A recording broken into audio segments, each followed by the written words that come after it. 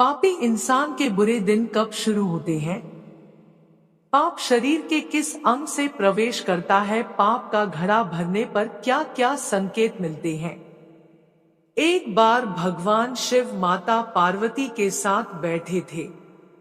तब भगवान शिव कहते हैं, पार्वती, आज मैं तुम्हें एक ऐसी कहानी सुनाने जा रहा हूँ जिस कहानी को सुनने के बाद तुम्हें 3 ज्ञान की बातें प्राप्त होगी। पहली बात, पापी इंसान के बुरे दिन कब शुरू होते हैं। दूसरी बात, पाप शरीर के किस अंग से प्रवेश करता है।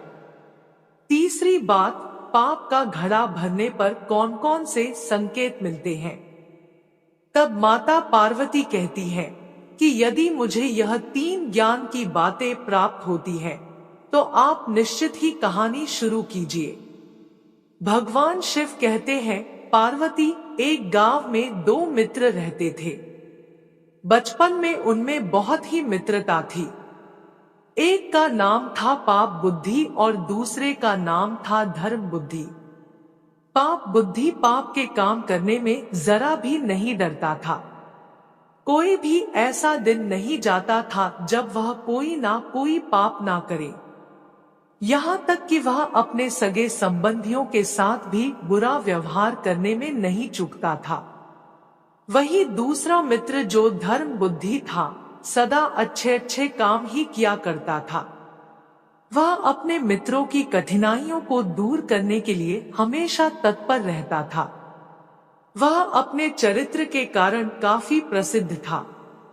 धर्म बुद्धि को अपने परिवार का पालन पोषण करना पड़ता था, इसीलिए वह बड़ी कठिनाइयों से धन की पूर्ति करता था। वहीं एक दिन पाप बुद्धि ने धर्म बुद्धि के पास जाकर कहा कि भाई, तूने कभी भी किसी दूसरे स्थान की यात्रा नहीं की है, इसलिए तुझे किसी और स्थान की जानकारी भी नहीं है।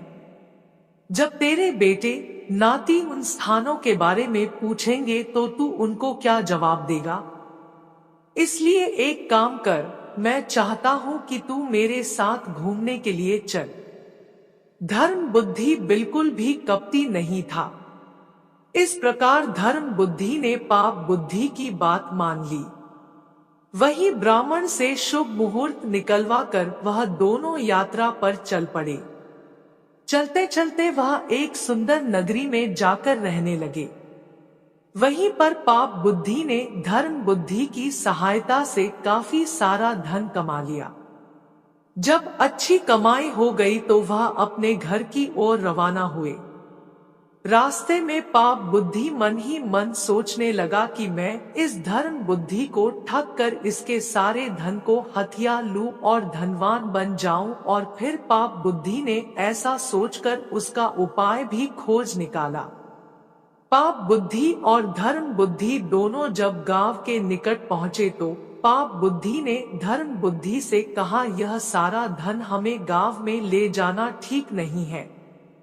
यदि हम इतना सारा धन गांव में लेकर चलेंगे तो हो सकता है कि कहीं हमारे घर में चोरी हो जाए और हम पूरी तरह से बर्बाद हो जाएं।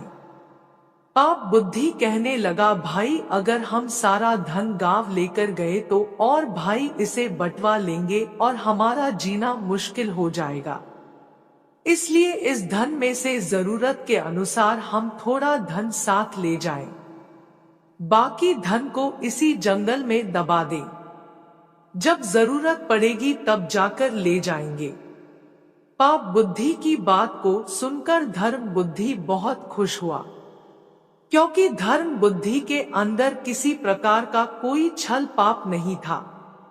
पाप बुद्धि और धर्म बुद्धि ने उस धन में से थोड़ा सा धन निकाल लिया और बाकी धन को एक पेड़ के नीचे दबाकर बाकी थोड़े से धन को लेकर अपने गांव को चल दिए। कुछ दिनों के बाद पाप बुद्धि उस जंगल में गया और सारा धन निकालकर उसके स्थान पर मिट्टी के ढेले भर आया। उसने वह सारा धन अपने घर में छुपा लिया। वही 3-4 दिन के बाद धर्म बुद्धि के पास में जाकर बोला, मित्र, जो धन हम लाए थे वह सब खत्म हो चुका है, इसलिए चलो जंगल में जाकर कुछ धन और ले आए। वही पाप बुद्धि की बात सुनकर धर्म बुद्धि भी उसकी बाल मान गया और फिर अगले दिन दोनों मित्र जंगल में पहुंचे। उन्होंने गुप्त धन वाली जगह काफी गहरी खोद डाली, परंतु धन का कहीं पर भी पता नहीं था। इस पर पाप बुद्धि ने बड़े क्रोध के साथ कहा, धर्म बुद्धि, यह धन तूने चुराया है। वही धर्म बुद्धि को भी बहुत तेज गुस्सा आया और उसने कहा, यह धन मैंने नहीं लिया। मैंने आज तक अपनी जिंदगी में ऐसा काम कभी नहीं किया। यह धन चुराना तेरा ही काम है। फिर पाप बुद्धि ने कहा, मैंने नहीं चुराया है, तुमने ही चुराया है। तू सच सच बता दे, नहीं तो मैं राजा से तुम्हारी शिकायत करूंगा। वही धर्म बुद्धि ने पाप बुद्धि की बात को स्वीकार किया। दोनों राजा के पास पहुंचे। वहां पर राजा को सारी घटना सुनाई। राजा ने धर्म बुद्धि की बात मान ली और पाप बुद्धि को कठोर सजा दी। पाप बुद्धि कांपने लगा और बोला, महाराज, वह पेड़ बोलता भी है, हम वहां पर चलकर पूछ ले। वह हमें बता देगा कि उसके नीचे गड़ा हुआ धन हम दोनों में से किसने चुराया है। पाप बुद्धि की बात राजा ने मान ली और उन दोनों को साथ लेकर वहां जाने का निश्चय किया। पाप बुद्धि ने कुछ समय के लिए अवकाश मांगा और अपने पिता के पास जाकर बोला, पिताजी, अगर आपको यह धन और मेरे प्राण बचाने हैं तो आप उस पेड़ की खोखर में बैठ जाना, और जब राजा वहां पर पहुंचकर पेड़ से पूछे कि यह धन किसने चुराया है, तो तुम अंदर से आवाज दे देना कि यह सारा धन धर्म बुद्धि ने चुराया है। पाप बुद्धि की बात को सुनकर उसके पिता राजी हो गए। अगले दिन राजा पाप बुद्धि और धर्म बुद्धि को लेकर उस पेड़ के पास पहुंच गया। वहां जाकर पाप बुद्धि ने पूछा, ऐ वृक्ष, तू सच सच बता दे, यहाँ का धन किसने चुराया है। वही पेड़ के अंदर से आई आवाज को सुनकर राजा ने धर्म बुद्धि को कठोर दंड दिया। वही धर्म बुद्धि ने कहा, महाराज, आप मुझे चाहे जो भी सजा दे दे, मगर सजा देने से पहले मेरा एक काम कर दे कि मुझे इस वृक्ष को आग लगाने की आज्ञा दे दे। मैं इस वृक्ष को आग लगा दूं। उसके बाद जो भी उचित दंड हो मैं उसे स्वीकार कर लूंगा। वही धर्म बुद्धि की बात राजा ने स्वीकार कर ली और राजा की आज्ञा पाकर धर्म बुद्धि ने उस पेड़ के चारों ओर मिट्टी के तेल के छींटे तथा उपले लगाकर आग लगा दी। वही कुछ ही क्षणों में पाप बुद्धि का पिता जलने लगा और चिल्लाने लगा, अरे मैं मरे जा रहा हूँ, मुझे बचाओ। अपने पिता के अध जले शरीर को पाप बुद्धि ने बाहर निकाला तो सच्चाई का पता चल गया। इस पर पाप बुद्धि को राजा ने मृत्युदंड की सजा दी और वही धर्म बुद्धि खुशी खुशी अपने घर लौट गया। भगवान शिव कहते हैं, पार्वती, अब इस कहानी से पहली सीख मिलती है कि पापी इंसान के बुरे दिन कब शुरू होते हैं।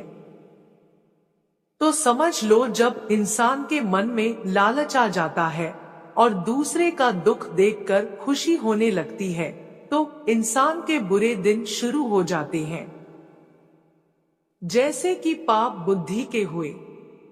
वही भगवान शिव आगे कहते हैं, पार्वती, दूसरी सीख मिलती है कि पाप शरीर के किस अंग से शरीर में प्रवेश करता है।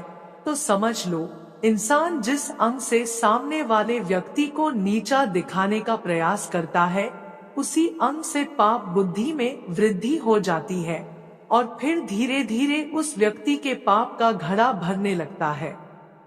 वही भगवान शिव कहते हैं, पार्वती, अब तीसरी सीख इस कहानी से मिलती है कि पाप का घड़ा भरने पर कौन कौन से संकेत मिलते हैं। तो समझ लो, जब पाप का घड़ा भर जाता है तो व्यक्ति के पतन की शुरुआत होने लगती है, जहां से वह कभी उभर नहीं पाता है। वही संकेत मिलने लगते हैं। वह व्यक्ति ऐसी गलतियां करता है कि उसके सगे संबंधी भी मुंह मोड़ लेने को मजबूर हो जाते हैं। सामाजिक इज्जत भी धूल में मिल जाती है। वह गलतियों पर गलती करता जाता है। बुद्धि पूरी तरह से काम करना बंद कर देती है। अगर किसी व्यक्ति को इस प्रकार के संकेत मिलते हैं, तो समझ लो कि उसके पाप का घड़ा भर गया है। बस उसको केवल सजा मिलनी बाकी है। इसलिए हमेशा व्यक्ति को धर्म के रास्ते पर चलना चाहिए और कभी भी किसी के साथ छल कपट नहीं करना चाहिए। ऐसी भावना इंसान के अंदर होनी चाहिए। यदि ऐसी भावना इंसान के अंदर होती है, तो उसके जीवन में कभी कोई कष्ट नहीं आता। हर हर महादेव। अगर वीडियो पसंद आई तो हमारे चैनल को सब्सक्राइब करें। धन्यवाद।